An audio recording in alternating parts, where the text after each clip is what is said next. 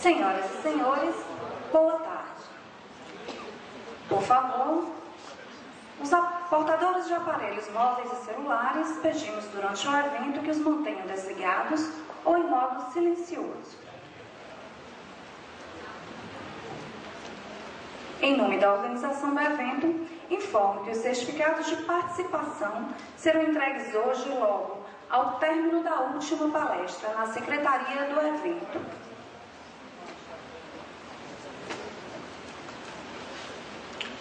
Para compor a mesa para a presidência da 10ª sessão técnica com o tema Regime Diferenciado de Contratações, RDC, e o controle da corrupção em obras públicas. O excelentíssimo senhor secretário da Controladoria e Ouvidoria Geral do Estado do Ceará, senhor João Alves Melo.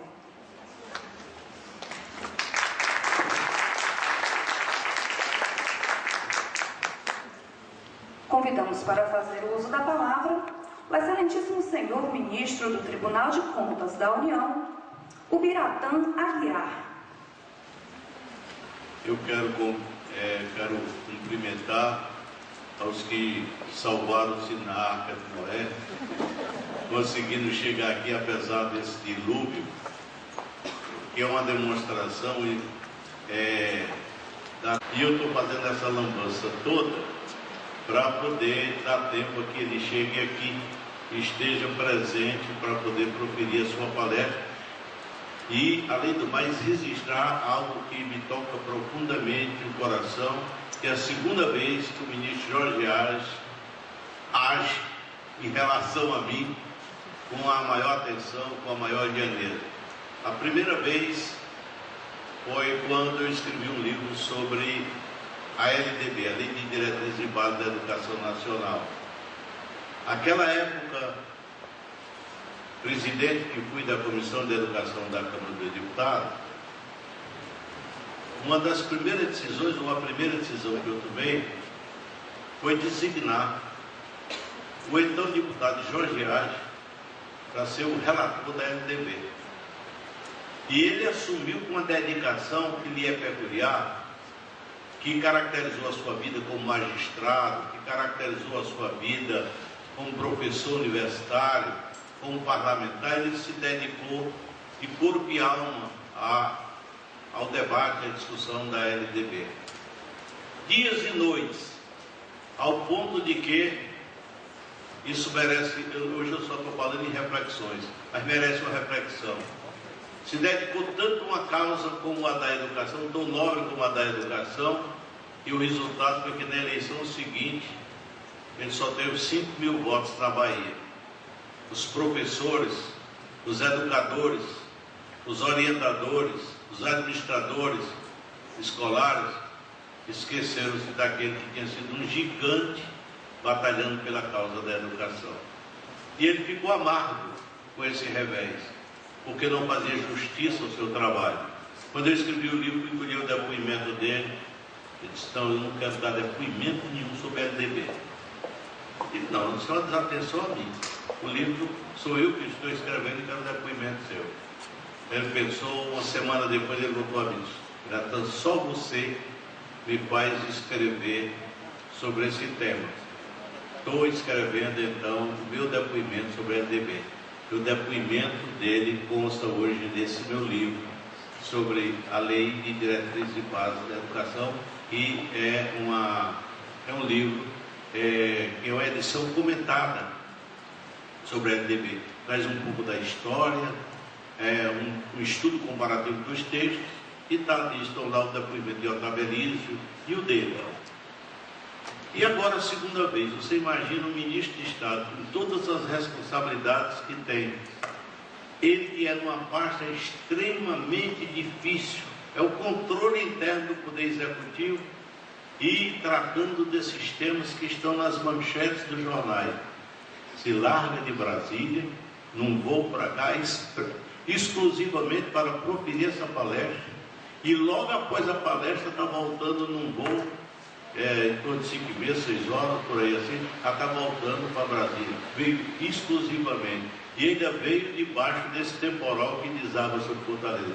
Então eu tenho que testemunhar que o meu agradecimento, o meu reconhecimento, o reconhecimento do Instituto Delmiro Gouveia por essa demonstração de tanta atenção, de tanta amizade que o ministro Jorge Arce presta nessa hora.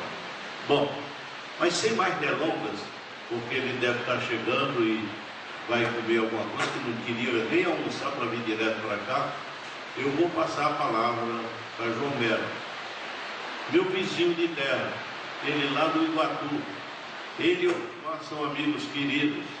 Osmar hoje, advogado que me deu a honra de prefaciar um livro seu na área do direito, residente lá em Brasília, e hoje presidente da Casa do Ceará em Brasília, o irmão dele, Osmar Alves de Mello.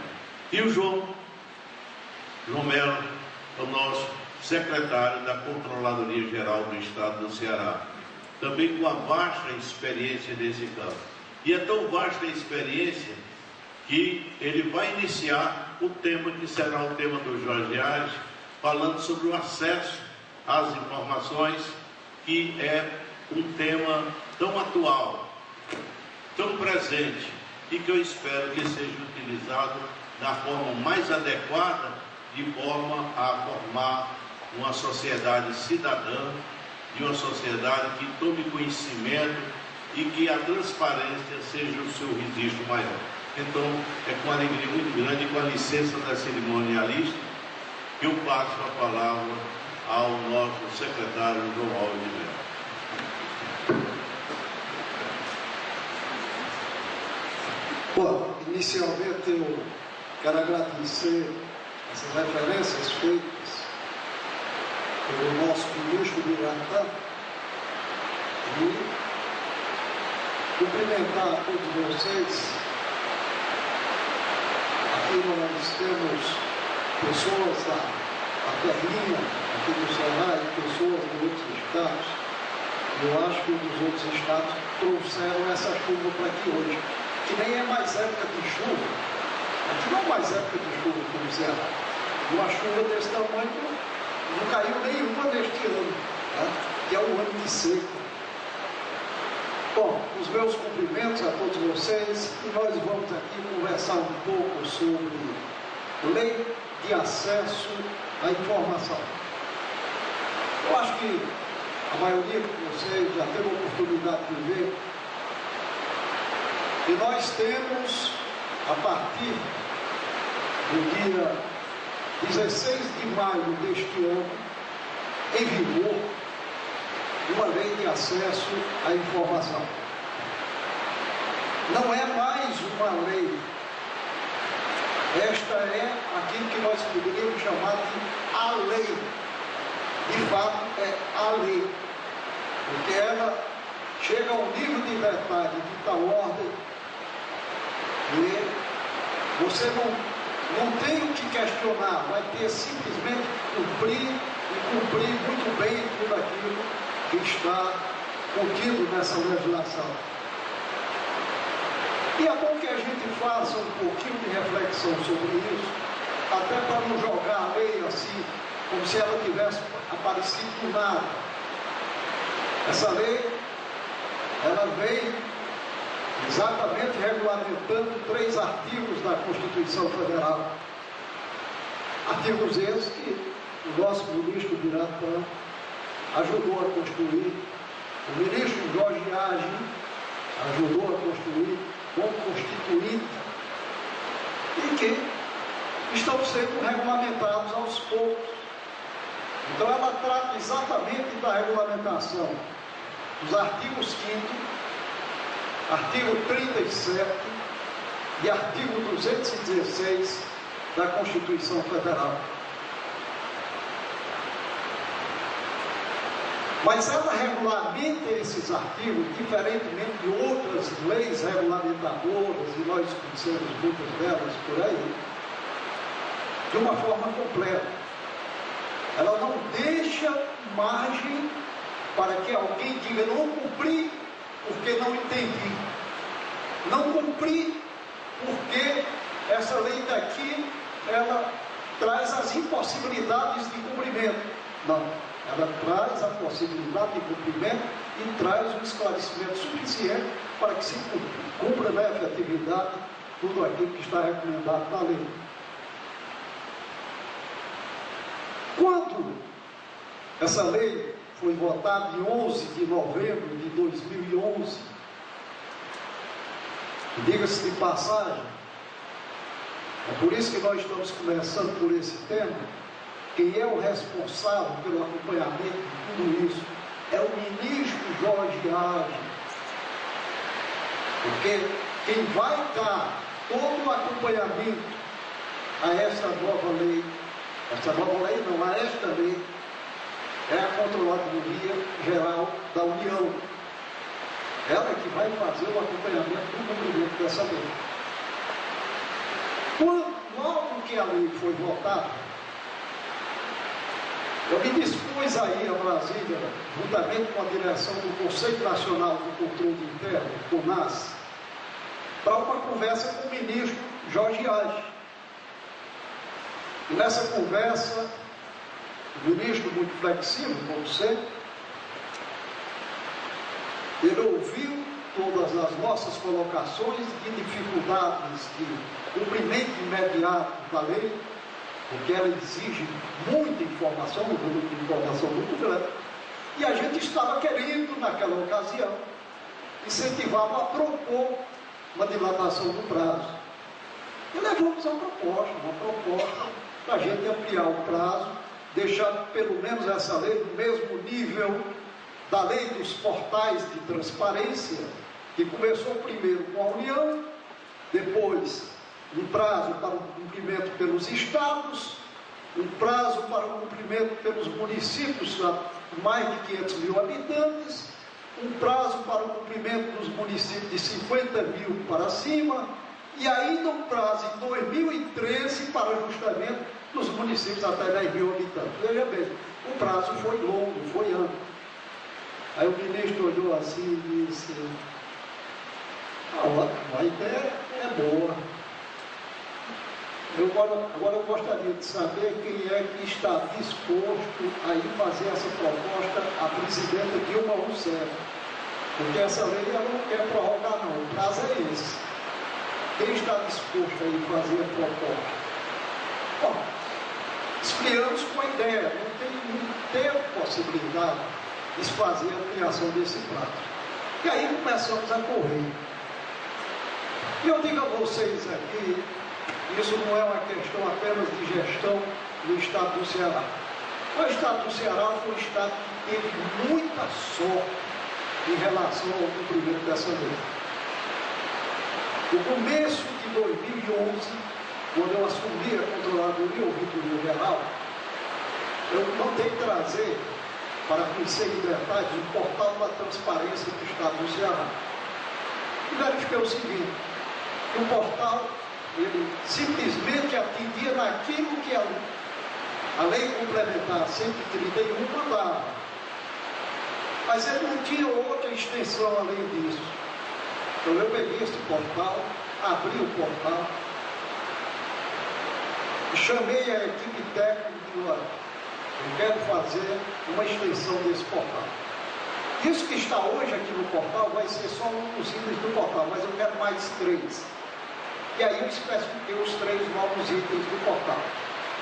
Especifiquei amplamente, abrimos uma licitação, contratamos uma empresa de fora, essa empresa trabalhou o ano todo de 2011, e agora no começo de 2012, o novo portal já foi implantado, que atende 4 dos incisos de um total de 6 do dever de informar que a lei recomenda. Então nós já estaríamos com o novo portal atendendo a 4 dos incisos e apenas atendendo parcialmente 2 dos outros incisos. Bom, esta foi a nossa sorte, porque os outros estados não tiveram a mesma sorte. Eles estão, de fato, enfrentando grandes dificuldades de ajustamento, procurando o seu livro, porque a lei permite assim que o Estado tenha a sua legislação própria, como o Estado do Ceará teve a dele já aprovada ontem pela Assembleia Legislativa. Nós temos uma lei de acesso à informação aprovada ontem pela Assembleia Legislativa. E estamos caminhando nessa direção de dar o pleno atendimento àquilo que recomenda a lei 12.527. Mas já está chegando aqui o nosso palestrante, o ministro Jorge Arce. Nós vamos cortar isso que estávamos dizendo aqui para ouvirmos a brilhante palestra que ele vai fazer a partir de agora. São informações desse tipo que, naturalmente, para nós, com muito entusiasmo, nós temos discutido e repassado para outros estados, porque hoje pela manhã nós tivemos aqui no Hotel Mareiro o encontro dos ouvidores de vários estados do Brasil, e lá fizemos uma palestra desse tipo. Obrigado pela atenção.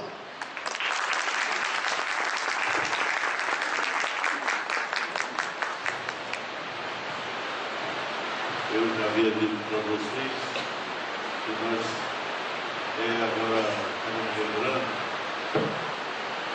e que Santa Superia é quem pode definir esse gesto do ministro Jorge Arce. Você só ama o que conhece para se tornar daquilo que ama. Então, esse carinho e essa atenção que eu disse há pouco, que teve com o ministro Jorge Arce, são pelas atenções que ele nos tem acumulado ao longo de nossa existência, e a vida dele hoje, coincidente com as chuvas que ele traz para um Ceará que está tão seco, mas faz lembrar realmente episódios como do livro que eu contei para você, e hoje o sacrifício que ele faz, saindo de suas ocupações, tão somente para nos brindar com a palestra. Lamentavelmente, para aqueles que ainda não puderam chegar, porque estão chegando aos poucos, que a chuva não deixa nem os participantes chegarem aqui, mas sem maiores delongas, eu lhe passo a palavra para nos brindar dos minutos que ainda lhe restam, já que tem que voltar para pegar o voo e retornar ao Brasil.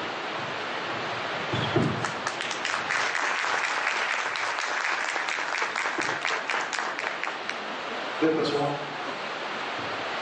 nós queremos fazer uma leitura rápida do currículo do ministro Jorge Arce, baiano de nascimento, tem uma larga experiência em 4 campos importantes. Primeiro, o campo do ensino, como professor universitário, que é professor da Universidade Federal da Bahia e professor professor adjunto da Universidade Federal da Bahia e professor dos cursos da Escola de Magistratura do Distrito Federal. Mas o ministro Jorge Arce também é político, e é um político que fez carreira na Bahia. Foi deputado estadual, foi prefeito de Salvador e deputado federal constituinte. Este tema que nós estávamos abordando há pouco, falando dos artigos da Constituição, que estão regulamentados pela Lei de Acesso à Informação, aí tem muito da criatividade dele, da cabeça dele. Eu digo isso porque, à época, eu me encontrava numa situação privilegiada dentro do Congresso Nacional, coordenando um grupo do Nordeste na feitura da Constituição, e nós tínhamos um acesso direto a todos os parlamentares da região, no primeiro momento só da região Nordeste, porque lutávamos pela criação de um Fundo Constitucional de Desenvolvimento do Nordeste, que é o FME, e no segundo momento com acesso a parlamentares do Norte e do Centro-Oeste, porque como vimos que não tínhamos força política para inserir esse dispositivo na Constituição, nós tivemos que juntar as bancadas do Norte e do Centro-Oeste para ganhar forças adicionais, dividindo naturalmente aquela proposição de criação de fundo constitucional em 3 fundos constitucionais, que na efetividade foram criados.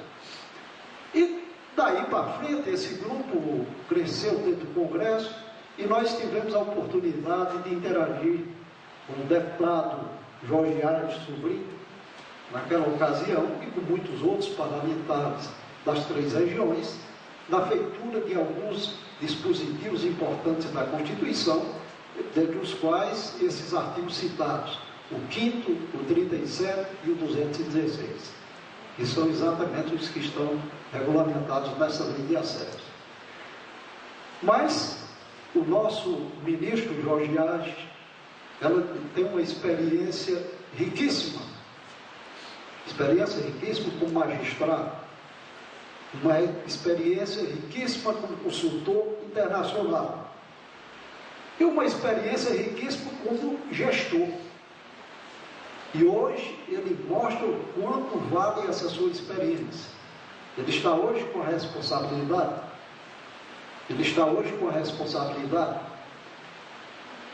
A seu cargo de administrar o cumprimento dessa nova lei da 12.527. Está fazendo isso com maestria extraordinária.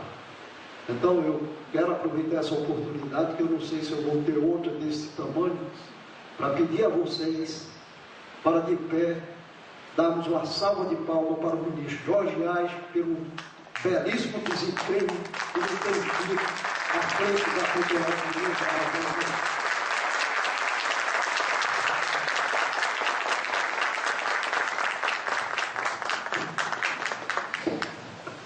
Palavra para o senhor.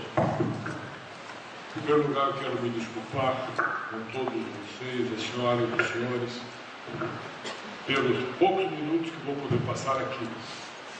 Mas, como diz o meu queridíssimo amigo, o presidente Ubiratã Aguiar, contra os desígnios celestes ninguém pode nada fazer. Eu quero agradecer a honra do convite para participar deste seminário de altos estudos sobre administração pública aqui em Fortaleza. É muito honroso para mim este convite e foi um convite absolutamente indeclinável, porque partiu do meu velho amigo Ubiratã Aguiar. Somos companheiros de batalhas desde a época da Assembleia Nacional Constituinte e um convite dele, para mim, é um convite irrecusável. Claro que nem ele nem eu esperávamos o que São Pedro nos reservou para este dia. Estamos a uma semana do dia de São Pedro e ele nos brindou com esta fartura de água que tantas e tantas regiões do interior do nosso Nordeste necessitam há tantos meses, né? No meu estado, a Bahia, já perdemos a conta, já há quantos meses não chove, e aqui no interior do Ceará do mesmo modo, mas a chuva veio aqui para Fortaleza, exatamente no dia da minha chegada. Eu terei que retornar para o aeroporto daqui a não mais que 20 minutos, de outro modo não chegarei lá em tempo de alcançar o voo, porque demoramos exatamente 1h30 do aeroporto para aqui, então estamos calculando 1h30 de volta, se as coisas não piorarem. De modo que a apresentação, a exposição que eu havia preparado para fazer aqui hoje não poderá ser feita, claro, na sua inteireza. Calculávamos uma exposição para 50 minutos, vamos ter que reduzir isso a um mínimo, mas não deixa de ser, do mesmo modo, para mim, um prazer e uma honra partilhar com vocês um pouco da nossa experiência. O tema me foi deixado livre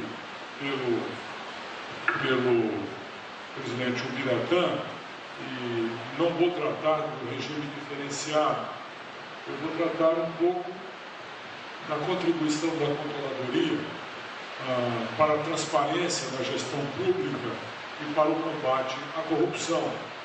E vamos fazer isso do modo que for possível fazer no tempo que nos resta.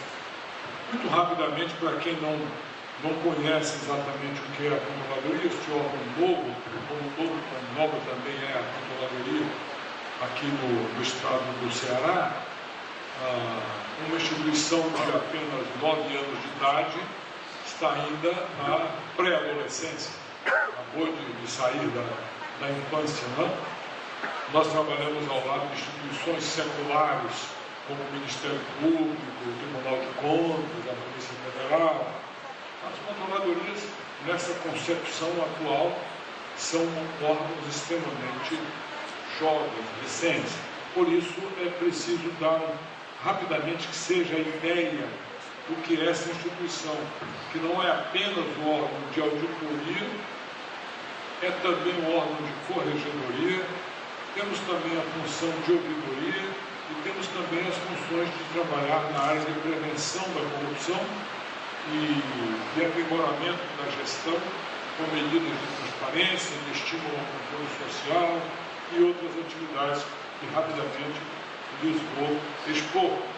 A estrutura básica da controladoria se compõe de 4 unidades principais: a Secretaria de Controle Interno, que cuida da auditoria e da fiscalização, atividades de controle estrito senso, a área de prevenção da corrupção, que é a secretaria mais nova, a corregedoria e a ouvidoria. E, além disso, temos uma unidade regional em cada uma das capitais dos estados brasileiros. A distribuição espacial da nossa força de trabalho é essa que está aí, muito aquém do que seria necessário para dar conta do desafio de controlar os gastos públicos e de promover as medidas disciplinares e de trabalhar nas outras áreas de um país com as dimensões do Brasil, mas é o pessoal que temos e atuamos com o melhor dos nossos esforços. A primeira diretriz adotada no nosso trabalho desde o primeiro momento foi a articulação com os demais órgãos de controle e de defesa do Estado, partindo da premissa de que nenhuma instituição sozinha pode dar conta do desafio que esta área representa.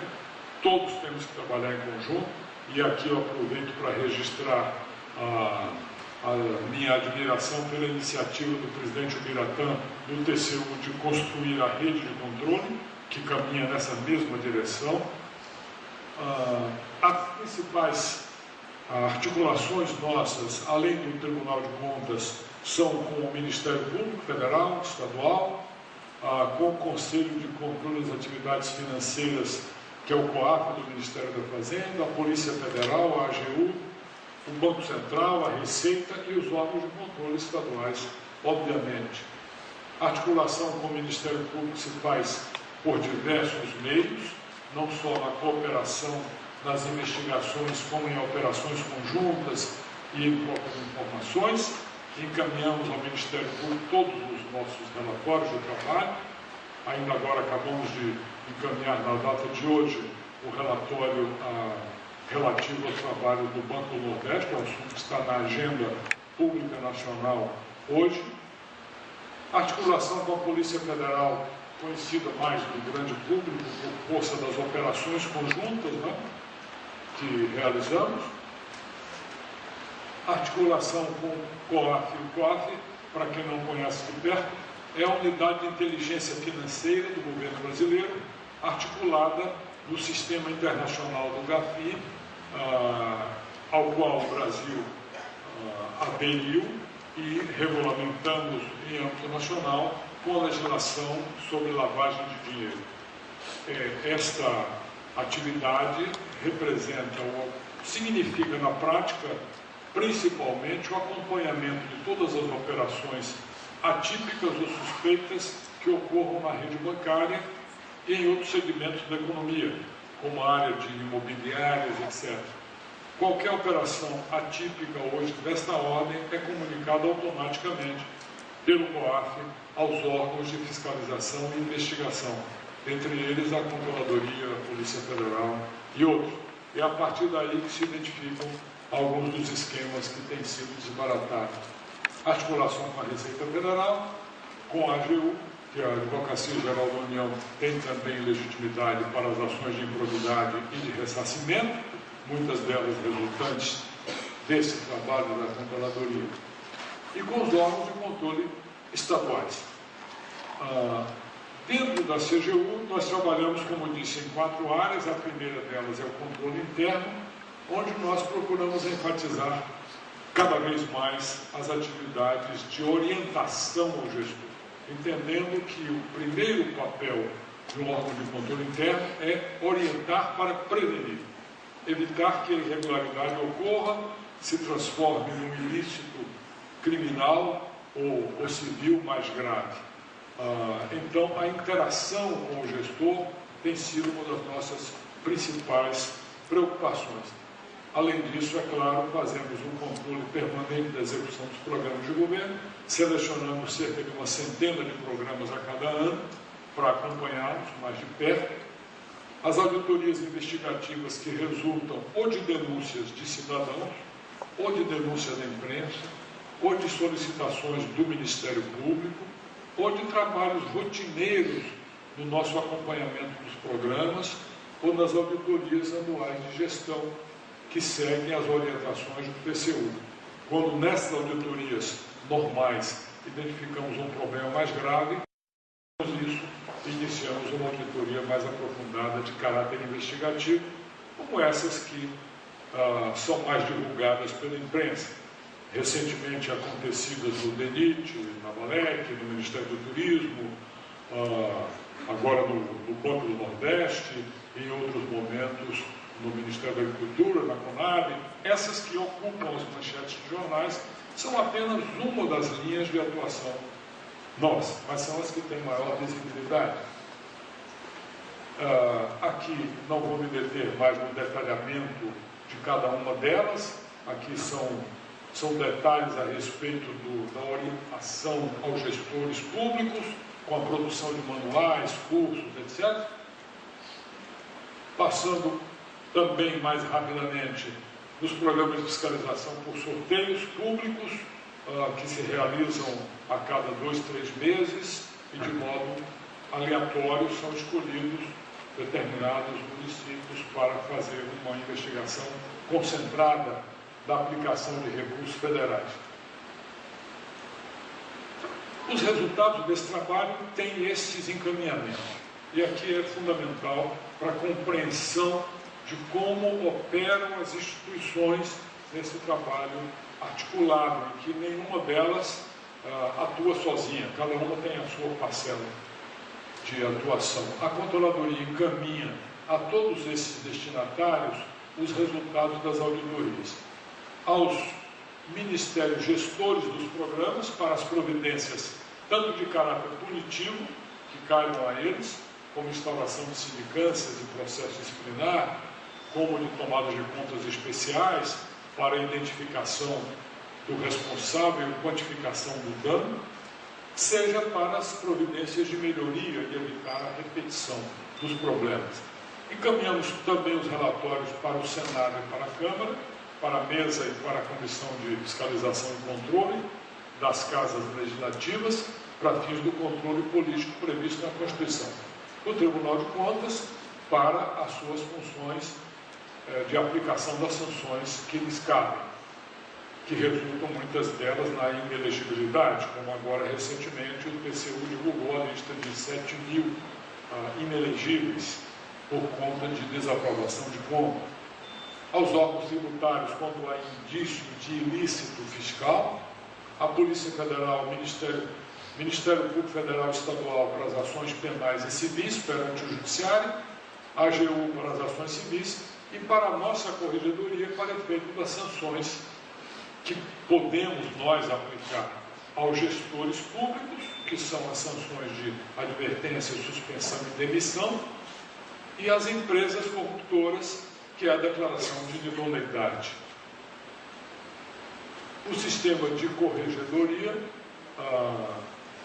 tem desenvolvido nas suas diversas funções, principalmente nessas duas áreas que eu vou focar aqui. As penalidades voltadas para os agentes públicos, aqui estão expostas apenas penalidades máximas, que são as penalidades expulsivas.